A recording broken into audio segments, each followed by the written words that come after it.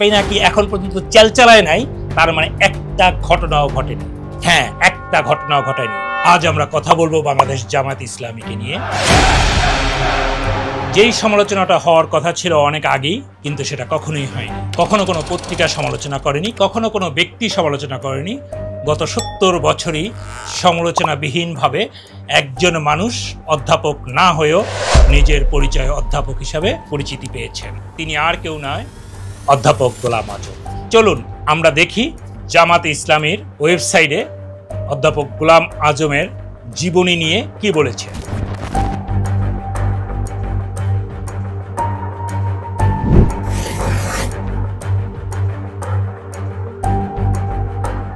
ঠিক এটাই বলেছে। 1950 সালের ডিসেম্বর মাসে উনি রংপুর কারমাইকেল কলেজে যোগদান করেন একজন শিক্ষক হিসাবে, এবং মাত্র 4 বছর 2 মাস উনি চাকরি করে 1955 সালের ফেব্রুয়ারি মাসে উনি ওখান থেকে চাকরি জীবন সমাপ্ত করেন।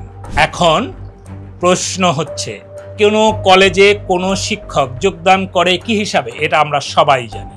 জামাত ইসলামের ছেলেপুলে তো আরো বেশি মেধাবী, আরো বেশি পড়াশোনা করে, তাই তো আপনারা দাবি করেন অন্তত। তাহলে বলুন, 4 বছর 2 মাসে কি করে একজন মানুষ অধ্যাপক হন? কথাটা কিন্তু খুবই ক্লিয়ার। উনি কোনোভাবেই কোনো আঙ্গিকেই উনি অধ্যাপক হতে পারেন না। দেখি গুগল কি বলে। হ্যাঁ, ঠিক বলেছেন। গুগল বলে 15 থেকে 22 বছর পর্যন্ত সময় লাগে একজন অধ্যাপক হতে।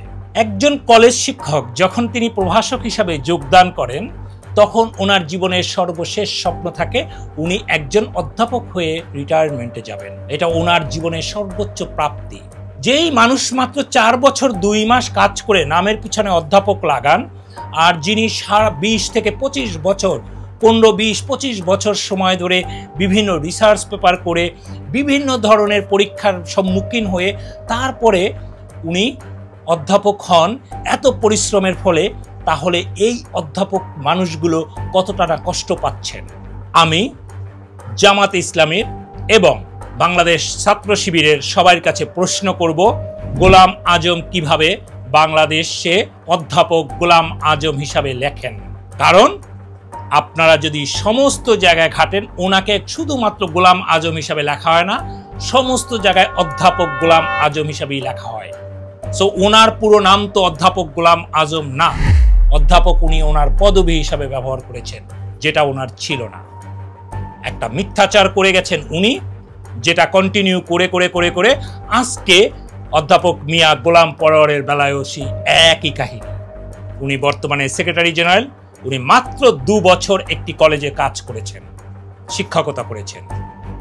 2 বছর কলেজে শিক্ষকতা করে কিভাবে উনি অধ্যাপক হলেন? কারণ ওনার অনুজ সেম কাজটাই করেছেন।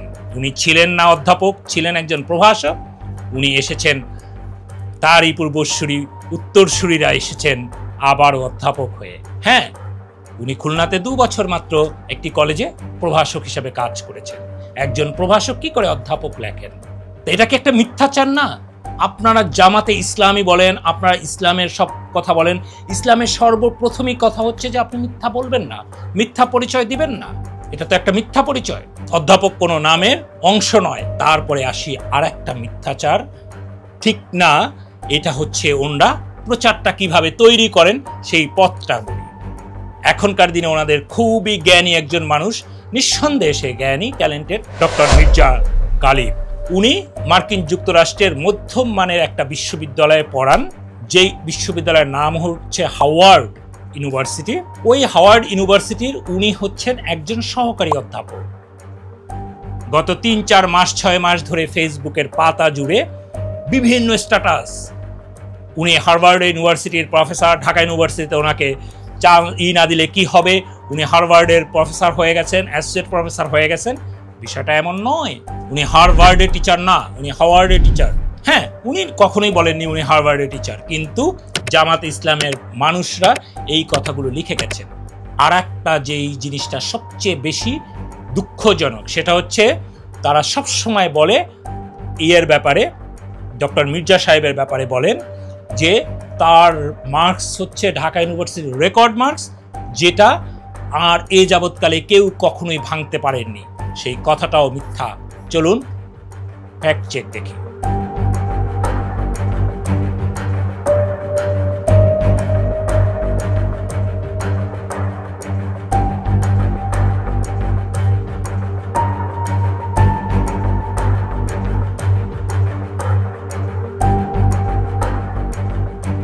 হ্যাঁ, একদম ঠিক দেখেছেন।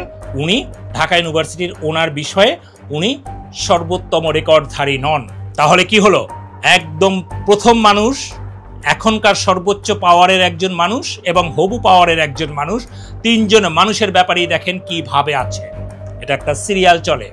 এভাবেই জামাতে ইসলামী আপনাদেরকে আমাদেরকে বিভিন্নভাবে বোকা বানায়। এখন মূল কথায় আসি। এই যে অধ্যাপক গোলাম আজমকে নিয়ে বললাম উনি অধ্যাপক নন, অধ্যাপক মিয়া গোলাম পরোয়ারকে নিয়ে বললাম যে উনি অধ্যাপক নন, ডক্টর মির্জা গালিব ঢাকা বিশ্ববিদ্যালয়ের রেকর্ডধারী নন, এই ধরনের কথাগুলো বলার জন্য জামাতে ইসলামের মানুষ কিংবা ছাত্র শিবিরের ভাইয়েরা বট আইডি নিয়ে হাজির হয়ে গেলেন। ভাই, আপনাদের নামে এই যে বদনামটা হলো, আপনারা 5টা 10টা 20টা আইডি মেনটেন করেন, এটা কিভাবে করেন? আপনি তো আপনি তো সমাজে পরিচিত একজন মারাত্মক ভদ্র মানুষ। আপনাকে দেখে মুগ্ধ হয় সব মানুষগুলো, আপনাকে দেখে অনুপ্রাণিত হয়, কিন্তু আপনি YZ হয়ে এই ধরনের নোংরা বাক্য আপনারা ব্যয় করছেন যেগুলো মুখে আনার অযোগ্য। তার মানে কি? আপনার মনের ভিতরে একটা কুৎসিত চেহারা বসে আছে ওর মধ্যে, তাই না?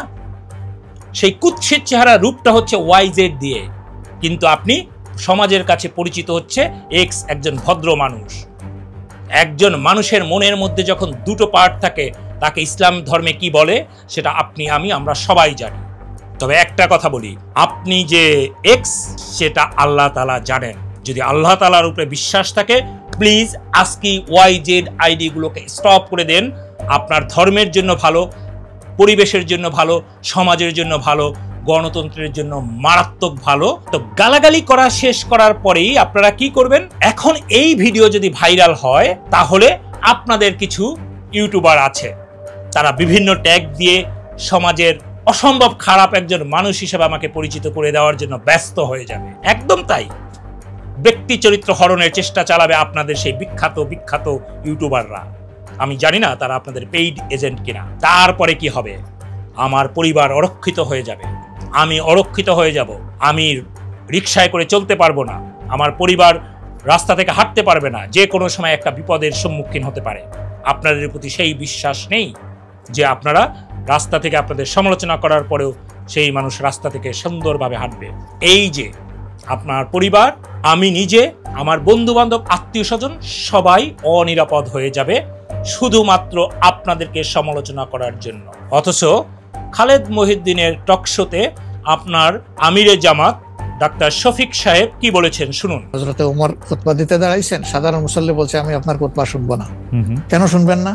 ওই যে আমরা কুশাগার থেকে কাপড় পাইলাম, আমার কাপড়ে লম্বা জামা হইলো না, আপনারটাই লম্বা জামা হইলো কেমন? এই তো সেম কাপড় দেখতেছি।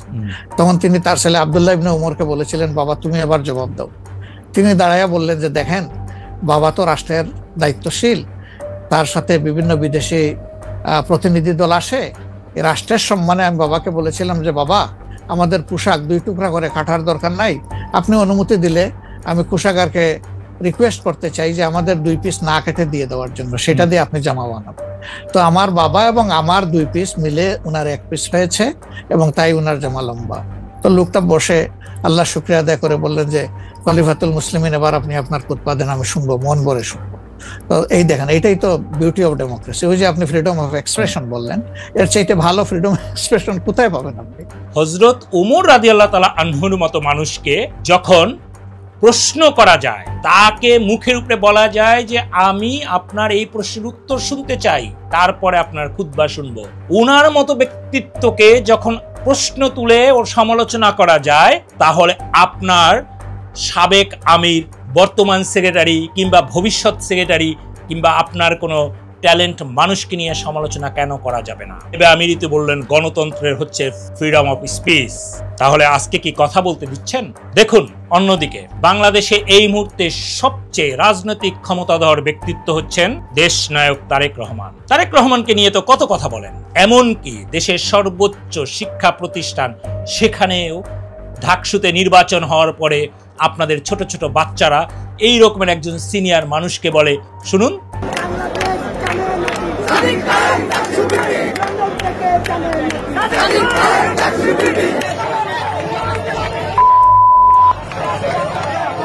এটা কিন্তু আপনাদের সৌজন্যের মধ্যেই পড়ে।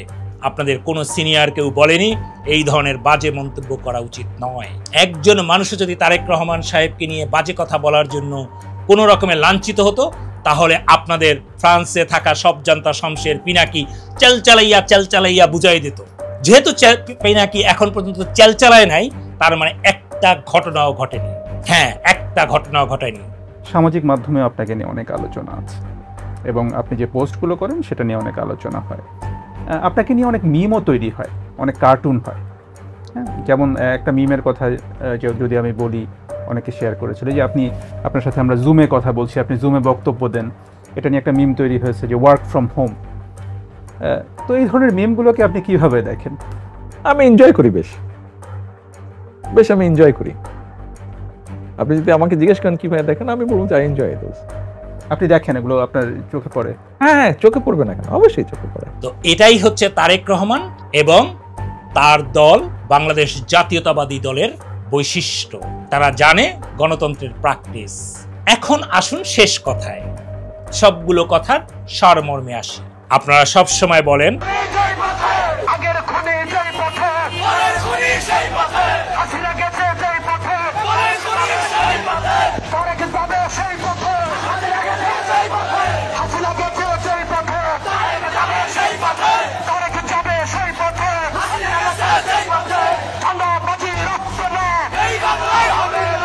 বিএনপি যাবে সেই পথে, আওয়ামী লীগ গেছে যেই পথে। ভাই, আওয়ামী লীগ সেই পথে এ কারণেই গিয়েছে কারণ আওয়ামী লীগকে মানুষ ভয় পেত। আওয়ামী লীগের মধ্যে গণতান্ত্রিক চর্চা ছিল না। শেখ হাসিনা সম্পর্কে বাজে কথা বললে, সমালোচনা করলে গুম খুনের মুখোমুখি হতে হতো, তাদের পরিবারকে দেশ ছাড়া হতে হতো। ঠিক একইভাবে আপনার নেতাকে নিয়ে কথা বললাম, আপনার সাবেক নেতাকে নিয়ে কথা বললাম, আপনার একজন জ্ঞানী মানুষকে নিয়ে কথা বললাম, বুদ্ধিজীবীকে নিয়ে কথা বললাম, আমিও ভয় পাচ্ছি। এই ভয় হচ্ছে গণতন্ত্রের সবচেয়ে সমস্যা। আওয়ামী লীগকে ভয় পেতাম, আপনাকে ভয় পাই, তার মানে আওয়ামী লীগ এবং আপনি একই সুতায় গাঁথা। শহীদ জিয়ার বিএনপি, দেশনেত্রী বেগম জিয়ার বিএনপি, দেশনায়ক তারেক রহমানের বিএনপি কাউকে কখনোই কোনো কারণে সমালোচনা করার জন্য ভয় পাইতে হয় নাই। শহীদ জিয়ার সমালোচনা করা যেত, এখন দেশনায়ক তারেক রহমানের সমালোচনা করা যায়। কেউ ভয় পায় না, আপনাকে নিয়ে পায়। সুতরাং মিলান, যাদেরকে ভয় পায় তারা একই পথে যাবে, যাদেরকে ভয় পায় না তারা মাটি ও মানুষের সাথে থাকবে। আল্লাহ হাফেজ। বাংলাদেশ জিন্দাবাদ। আসসালামু আলাইকুম।